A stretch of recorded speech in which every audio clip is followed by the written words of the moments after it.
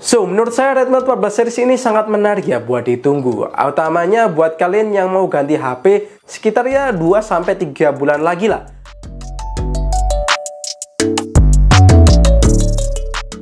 Halo guys, jumpa lagi dengan Sofyan dari Berita Gadget. Bulan Agustus ini kabarnya bakal ada seri baru Redmi Note di China. Ingat ya, di China bukan di Indonesia. Tapi melihat kiprah Redmi Note 13 series di Indonesia yang punya spek mirip China, sepertinya ini bakal menarik ya kalau kita bahas. Ini dia rumor lengkap dari Redmi Note 14 series.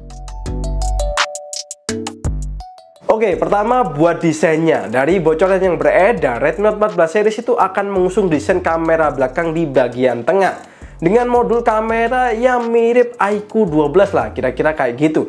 Dari skematik render yang beredar, bakal ada 4 lubang pada bagian belakangnya. Diperkirakan yang diisi itu cuma 3 aja ya. Dan satunya itu LED flash. Selain itu untuk desain belakangnya, versi Pro Plus kemungkinan masih mirip dengan Redmi Note 13 Pro Plus versi China, yakni dengan warna purple dan juga bahan leather ya untuk bagian belakangnya. Kalau benar bawa desain kayak gini tentunya akan jadi throwback ya ke zaman Redmi Note 9, dimana pas Redmi Note 9 itu kameranya ada di bagian tengah.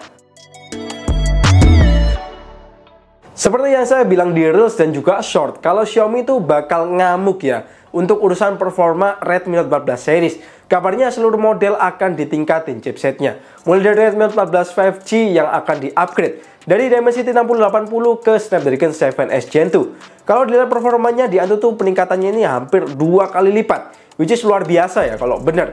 Tapi ada rumor lain yang bilang kalau Redmi Note 14 cuman pakai Dimensity 6300. Saya sih berharapnya semoga pakai 7S Gen 2 ya, karena udah jelas lebih kenceng daripada Dimensity 6300. Nah, untuk Redmi Note 14 Pro 5G juga akan meningkat nih dari Snapdragon 7S Gen 2 jadi Snapdragon 7S Gen 3. Kalau skor Antutu 7S Gen 2 itu ada di angka 600 ribuan. Nah, 7S Gen 3 ini bakal berada di angka 700 sampai 800 ribuan.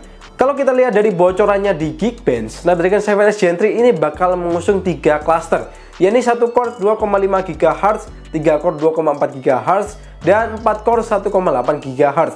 Kalau kita bandingin nih dengan Snapdragon 7S Gen 2 yang cuma bawa 2 cluster, lihat sedikit ya peningkatannya. Tapi saya menduga kalau spek core-nya ini bakal mirip dengan 7 Gen 3. Mengingat kedudukan 7S Gen 3 itu pasti ada di bawah 7 Gen 3. Nah, di 7 Gen 3 ini menarik. Dia bawa 1 Cortex A715 2,6 GHz, 3 Cortex A715 2,4 GHz, dan 4 Cortex A510 1,8 GHz. Nah, kalau susunan core-nya sama seperti 7 Gen 3, maka bisa dibilang performanya akan mepet banget dengan 7 Gen 3 yang punya skor Antutu sekitar 800 ribuan.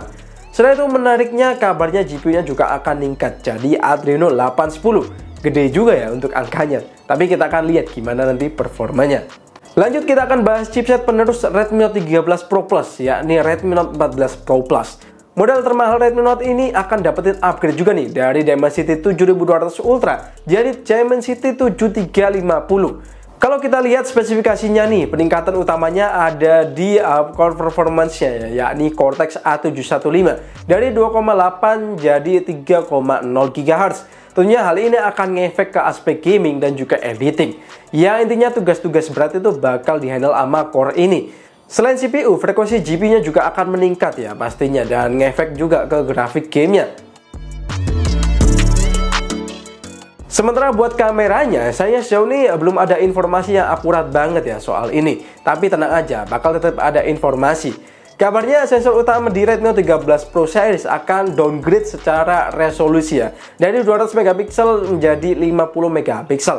Untuk OIS-nya masih ada ya di sini. Tapi ya kita nggak jauh juga apakah performa sensor 50 megapiksel ini lebih baik daripada sensor 200 megapiksel. Tapi menurut saya bisa aja sih, karena banyak flagship juga menggunakan sensor 50 megapiksel ya. Yang jelas saya berharap pada hasilnya aja sih. Mau pakai sensor apapun ya pokoknya hasilnya akan jadi lebih baik. Di sektor baterai, kemungkinan ketiganya masih akan bawa baterai ya setidaknya 5000 mAh. Karena sejauh ini saya belum mendapat informasi yang kredibel ya tentang kapasitas baterai dari Redmi Note 14 series ini. Tapi soal fast charging bakal ada peningkatan nih, yakni Redmi Note 14 5G dari 33 Watt jadi 45 Watt Dan Redmi Note 14 Pro 5G masih akan bawa 67 watt fast charging. Sementara versi Pro Plus belum diketahui ya, tapi semoga aja tetap kenceng di angka 120 watt. Kalaupun downgrade ya seenggaknya sama kayak flagshipnya ya, 90 watt. So, menurut saya Redmi Note 14 series ini sangat menarik ya buat ditunggu. Utamanya buat kalian yang mau ganti HP sekitar ya 2-3 bulan lagi lah. Prediksi saya sih kemungkinan Redmi Note 14 ini akan rilis di Cina sekitar akhir Agustus ya. Atau enggak paling lambat awal September. Dan bakalan rilis global sekitar bulan Oktober atau enggak ya November. Semoga aja benar ya, karena ini murni prediksi sotoy saya. Karena pasti saya juga nggak sabar ya mau cobain HP-nya. Nanti kita akan cobalah kalau udah rilis.